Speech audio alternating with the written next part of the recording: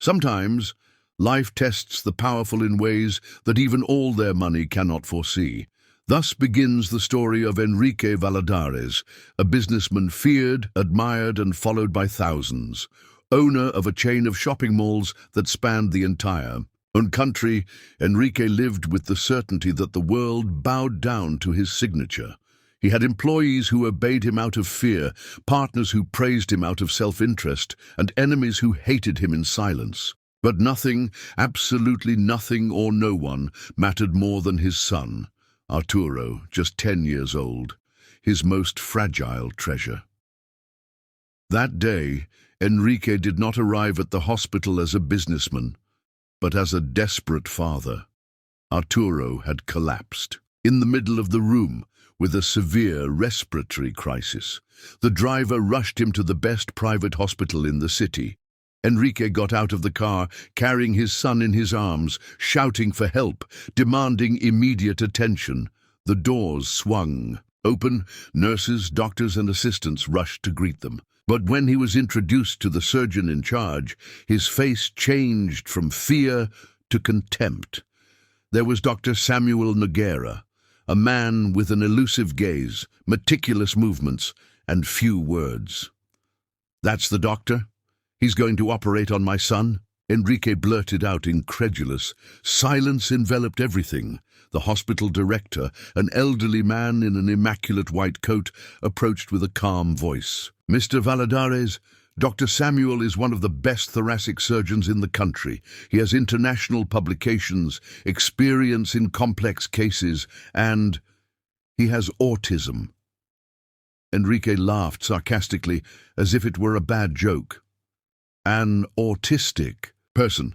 Are you going to let a sick person operate on my son? What is this, an experiment?" The nurses' faces filled with discomfort. No one knew how to react to such venom, but Samuel did not respond. He just continued to carefully observe Arturo's clinical studies. He did not need to defend himself with words. His strength was precision, not confrontation. Time was the enemy. Arturo couldn't wait any longer. Every second put his life in danger. The other doctors insisted there was no other professional available with the necessary skills for this type of urgent surgery. Under pressure, Enrique gave in, but he made it clear, "If anything happens to my son, you're going to pay." His tone cut through the air like a knife. As the operating room was being prepared, murmurs ran through the hallways. Some believed that Samuel should not operate under such pressure. Others believed that he was the only one who could do it. Only Samuel seemed oblivious to the judgment. He reviewed, analyzed, calculated. His world was not one of shouting or fear. It was one of data, details, saving a life, and that was about to test him like never before. The operating room was lit like a silent stage, and Samuel entered as someone who already knows exactly what to do. He didn't ask for applause. He didn't seek approval. He just put on his gloves, checked Arturo's chest images one more time, and began to give brief, clear surgical instructions. His words were few, but laden with technical authority. "Cautery, 5mm incision, higher, now."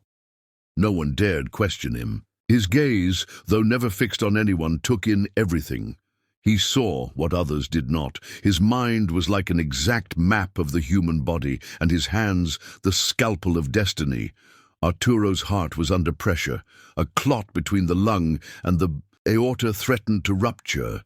Any mistake would mean uncontrollable bleeding. The other doctors hesitated. Samuel did not. He remembered a procedure he had studied for entire nights, locked in his apartment while others rested. It was risky.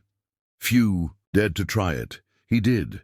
He made a precise incision at an angle that seemed impossible. For a few seconds, the heart rate monitor dropped dangerously low. Everyone held their breath, and then it rose again, stable, steady. Life returned to Arturo's body, guided by hands that no one believed capable, by a mind that everyone underestimated. Samuel did not smile. He simply cleaned the scalpel, left the room, and returned to his world of silence. For him, it was not a miracle. It was simply his duty. In the waiting room, Enrique Valladares couldn't sit still. He paced back and forth, like a caged animal, glancing at his watch, pressing the medical staff for answers. Every minute felt like an eternity. Suddenly, he saw the hospital director approach with a calm demeanor and an expression he couldn't quite read. "Mr. Valladares, your son is alive. The surgery was a success." Enrique stood motionless. It took seconds for the words to echo inside him. His heart, which had been constricted for hours, released a broken sigh. He cried.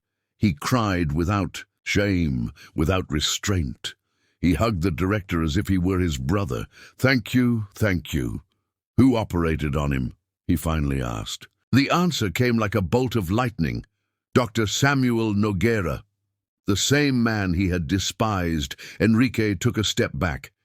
His mind filled with the cruel words he had spoken hours earlier. He remembered them with brutal clarity.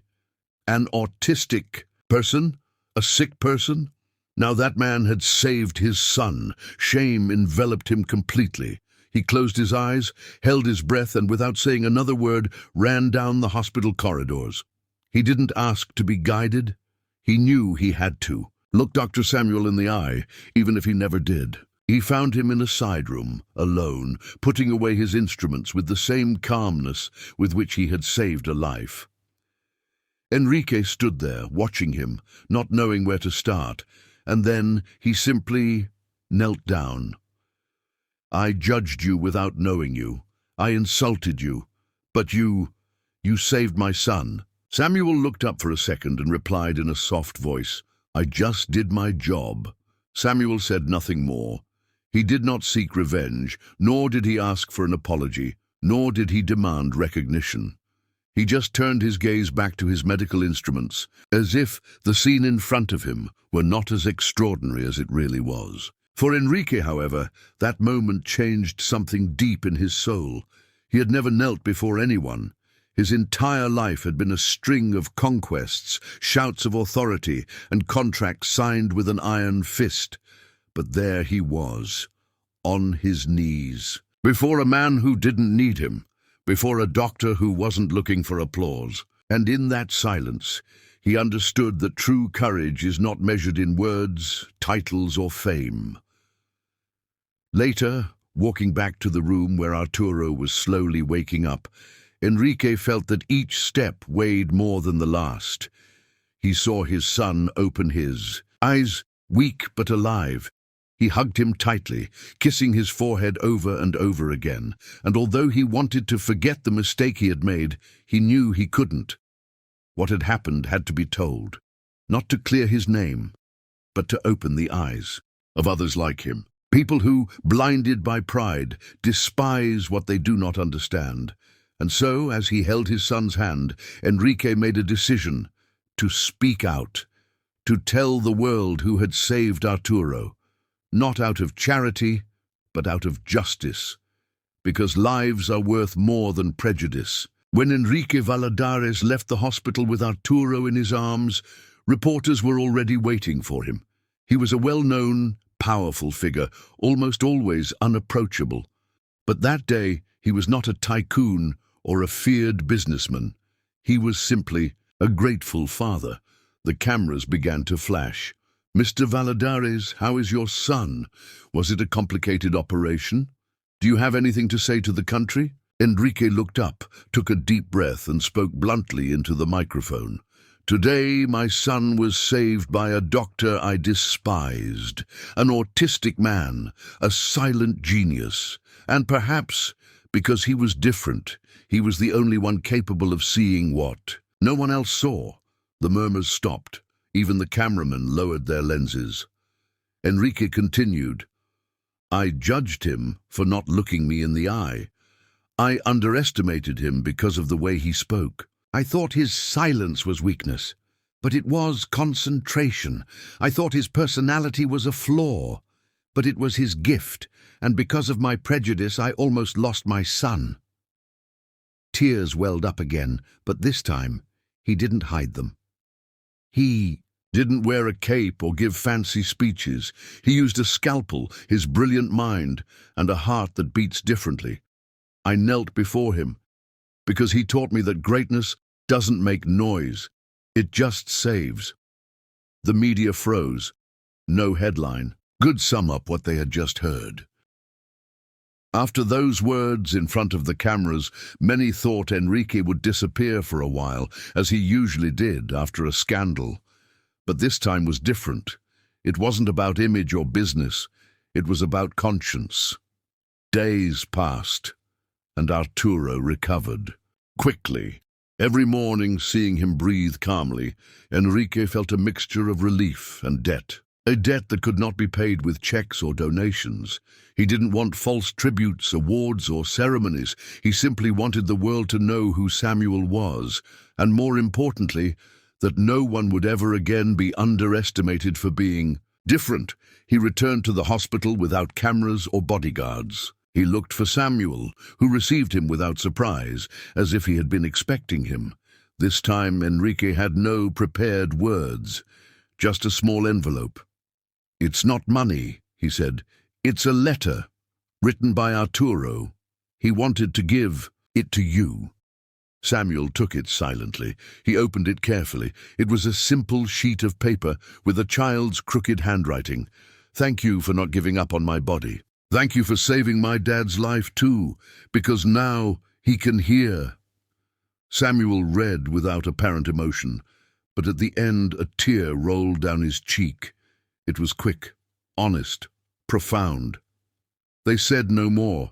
They just looked at each other, or, at least, they shared a moment that needed no words. The story of Enrique Valladares and Dr. Samuel Noguera began to circulate on social media without either of them expecting it. Someone had recorded the businessman's statement in front of the hospital and uploaded it to the internet. Within hours, thousands of people began sharing the video. The businessman who knelt before an autistic doctor. That was the headline.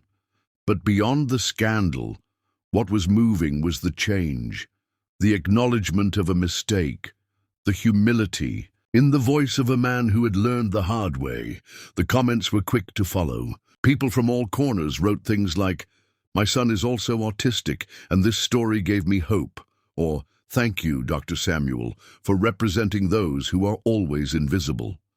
Meanwhile, Samuel continued to work as usual. He arrived early. He operated with precision. He left quietly. He did not seek fame. But something did change.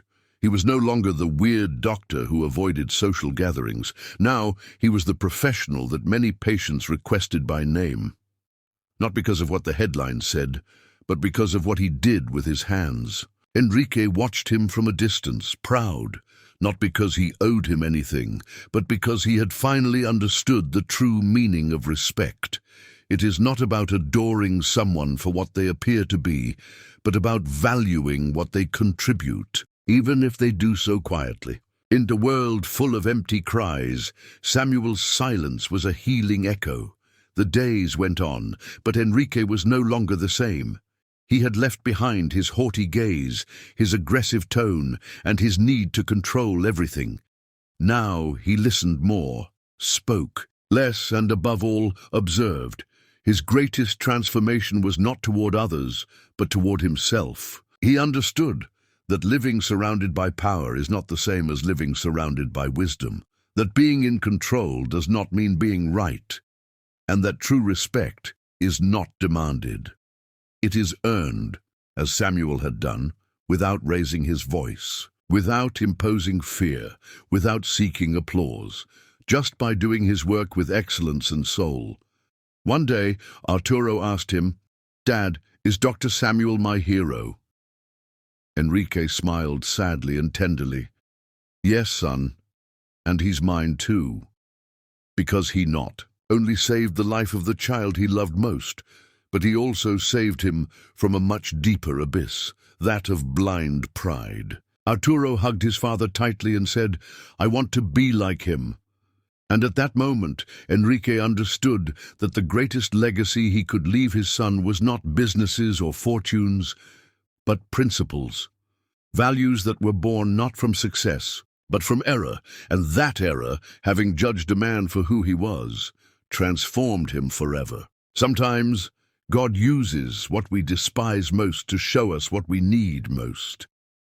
That day marked a turning point in Enrique Valladares's life, not only because he had almost lost his son, but also because he had been confronted with his own judgment, his arrogance, his emotional blindness. Since then, every time he hears someone mocking someone who is different, he remembers what he went through. Every time he sees a quiet child, a withdrawn young person, or a misunderstood adult, he remembers Samuel. And he knows that behind those elusive eyes and few words, there may be a brilliant mind, a brave heart, and hands capable of doing what others dare not do. That's why, if this story has reached you, it's no coincidence. Perhaps there is someone around you who needs to be seen without filters, without prejudice. Perhaps you yourself have been judged for being different, or perhaps you have been the one judging without knowing the harm you are doing. Whatever the case, this story is not just about Enrique or Samuel. It is about all of us. It is a warning, because the world does not need more shouting, it needs more respect. It does not need more judgment, it needs more compassion. And sometimes, the greatest hero does not wear a cape or a uniform. He wears silence, truth, and purpose. Never forget that. That was today's story. Drop the name of your city in the comments. I'd love to know where you're watching from. And if you haven't subscribed to the channel yet, now's the perfect time to do it. Don't forget to share this video with more people. I'll see you in the next one.